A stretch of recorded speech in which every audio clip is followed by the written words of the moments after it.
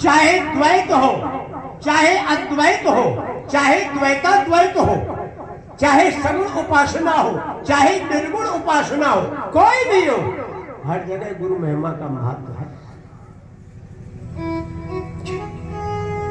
हाँ, अद्भुतीय है निर्माणों में गुरुओं का निर्माण, अद्भुतीय है निर्माणों में गुरुओं का निर्माण, जिनने भूखे चलती फिरती प्रतिमाओं में प्राण। अद्भुतीय है निर्माणों में गुरुओं का निर्माण, भूखे चलती फिरती प्रतिमाओं में प्राण। गुरुओं का निर्माण, जिनने भूखे चलती फिरती प्रतिमाओं में प्राण।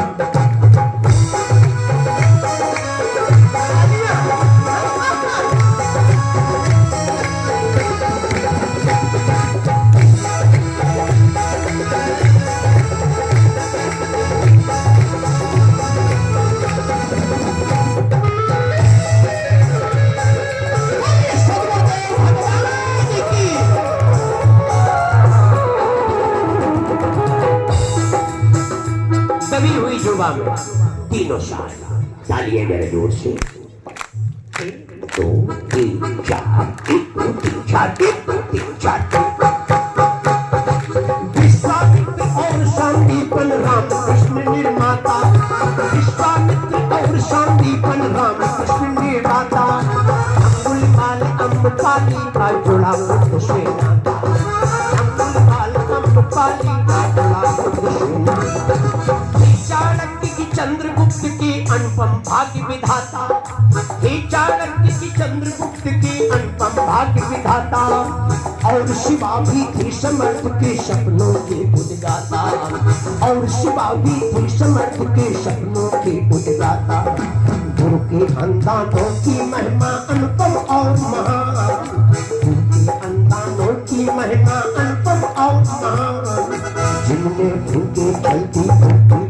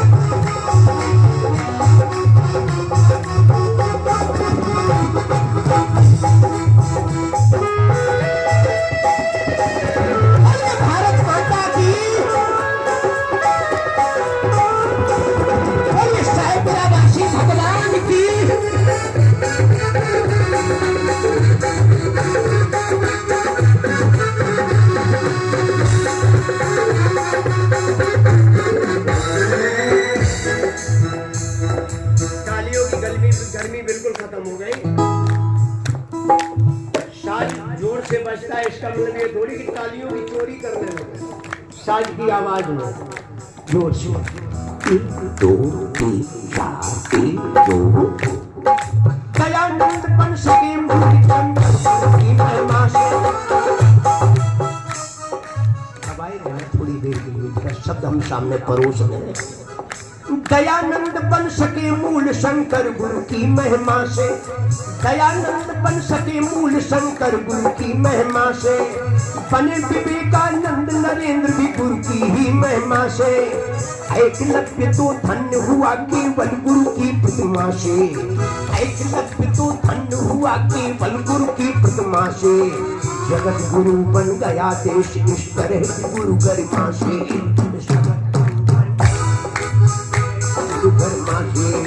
पावन तम गुरु परंपरा की अगणित है अनुदान, पावन में गुरु परंपरा की अगणित है अनुदान, जिनने भूखे चलती फिरती प्रतिमाओं में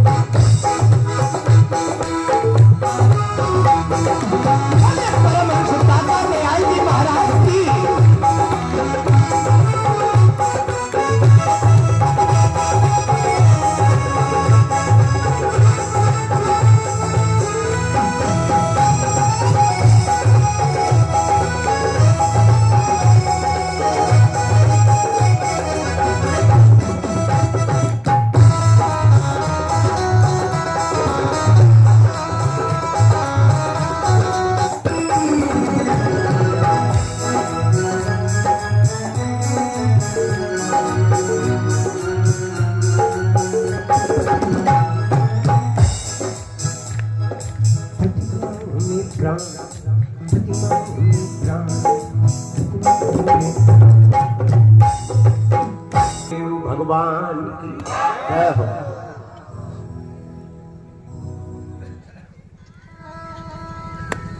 सब गुरु जी के स्वरूप के नीचे उनकी नेम प्लेट लगी सबके नीचे नेम प्लेट लगी।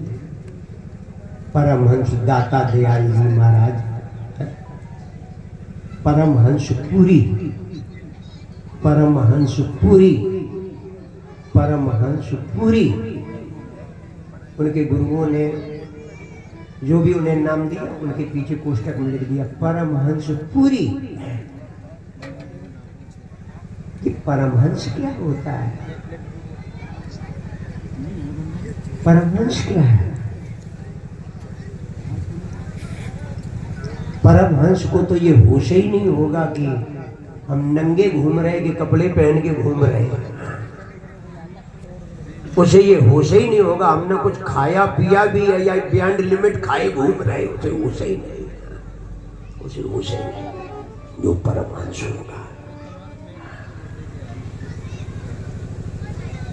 उसका तो सब उसके भरोसे चलता है ऑटोमेटिकली।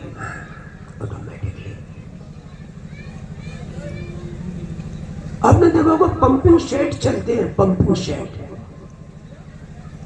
तो ये अपने आप चलने लगते क्या? हैंडल लगाना पड़ता है ना, पहले कितनी मेहनत करनी पड़ती, कई बार तो पसीना फेंक जाते हैं, पहले तो चलाना पड़ता है और फिर जब गति पकड़ जाते हैं तो फिर हैंडल खींच लेते, अपने आप ऑटोमेटिक चलती है। यही सहज समाधि है। पहले आपको अपने को उस लायक बनाना होगा, काबिल करना होगा, उसके बाद वो धारा प्रवाहित होगी, वो जब हो जाएगा अपने आप स्रोत फूट जाएगा, वो सहज समाधि। हैंड पंप के पाइप ला करके हम ऐसे ही रख दें और कहे पाइप रखा है देखो पानी निकलेगा, निकलेगा। क्यों? बोले पाइप से तो पानी निकलता ही है, ऐसी थोड़ी निकलता है। उसके लिए कितना खून पसीना एक करोगे। तो वही हमारे यहाँ हंस की व्यवस्था है, परमहंस। हंस के विषय में हम सिर्फ दो बातें आपके बीच में रखेंगे और आपको सतह तक पहुंचाने का हमारा प्रयास रहेगा। गुरु जी चाहे द्वैत के हो, चाहे अद्वैत के हो, चाहे विशुद्ध विशिष्ट अद्वैत के हो, चाहे द्वैत के हो, हर गुरु की पराकाष्ठा हंस पर ही विश्राम लेती है। वो बात अलग है कि यहाँ की पाठशाला अपने आश्रम की अद्वैत से शुरू ही होती, लेकिन उसका अंत जो है अद्वैत पर ही होता है। मैं आपको बता रहा हूं अद्वैत पर ही। हंस क्या है? क्या हंस के विषय में आपने सुना नहीं? हंस की एक दो विशेषताएं होती हैं और पहली विशेषता तो सभी जानते हैं, निर्छीर विवेकी होता है। छीर छीर अलग कर देता है, नीर नीर को हटा देता है। वैसे हंस वो है जो गुरु जी की शरण में आकर के गुरु जी के यहाँ गुणों को ग्रहण करे, अब गुणों को त्याग दे, वो परमहंस की स्थिति को प्राप्त करता है। वो ये समझे कि उसने कुछ परमहंस से प्राप्त किया है और वहां जाने के बावजूद वहां से कुछ नहीं ले पाए, जो इकट्ठा किए थे बुराई वही जहां की तहां है, तो फिर मिला क्या आश्रम? ना हमने नामदान लिया है, हम गुरुमुख हैं। काहे के गुरुमुख? एक भी बात गुरु जी की मानी है? उन्होंने नाम रूपी जो तुम्हें नाव दी है उस पर बैठ करके आनंद का अनुभव किया कभी? काहे के गुरुमुख? काहे की नामदानी? आप सोचो। तो कम से कम उस दरबार में आते हो तो उस दरबार के सम्मान को पहचानो, अहमियत को पहचानो, वास्तविकता को बांटिए। वहां आकर के अपने को चेंज करने की कोशिश करो। ना हम भगवतगढ़ भी हो आए, ना हम सराकिया भी कई बार गए, ना हम आश्रम में तो अमूमन जाते हैं। क्या फायदा? मक्का गए, मदीना पहुंचे, बनकर लौटे हाजी।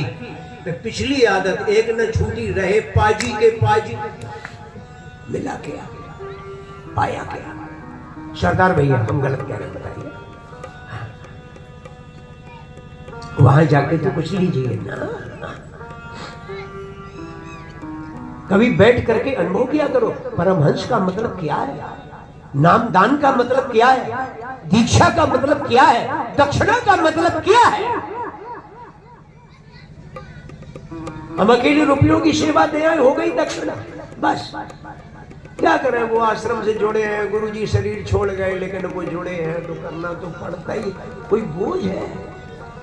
वो ऐसी जगह है जहां जाने से हमारा बोझ हल्का होता है। वहां के विषय में सोचने से भी अगर बोझ बढ़ रहा तो आप ये जान लें कि आपने आश्रम की वास्तविकता को पहचाना ही नहीं। आपका जीवन गुरु महिमा के गुणों से कोसों दूर है, अभी आप वहां पहुंचे नहीं।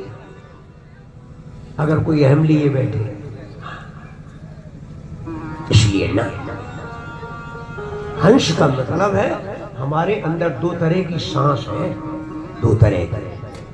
एक भीतर से बाहर की तरफ, एक बाहर से भीतर की तरफ। प्राण, अपान, व्यान, समान, उदान, पंच प्राण है, उसमें तीन प्राण। प्राण, अपान, जी। और दोनों को रोक दे, वो प्राणायाम, प्राणों का आयाम कर दिया। प्राणवायु को हमने स्टैंड कर लिया, एस्टेब्लिश कर लिया, प्राणायाम। तो जो भीतर को सांस जाती है उसमें से भी एक स्वर निकलता है, जो बाहर को सांस आती है उसमें से भी एक स्वर निकलता है, और वो शुद्ध शब्द है अहं सा, अहं सा, अहं सा। अहम माने मैं, शाह माने वह। मैं वह हूं, मैं वह हूं। कौन? बोले मैं वो हूं जिसने मुझे इंसान बना के इस दुनिया पे भेजा। मैं वो हूं, आज जान पाया मैं वही हूं। अहम शाह, मैं वह हूं। तो आका लोग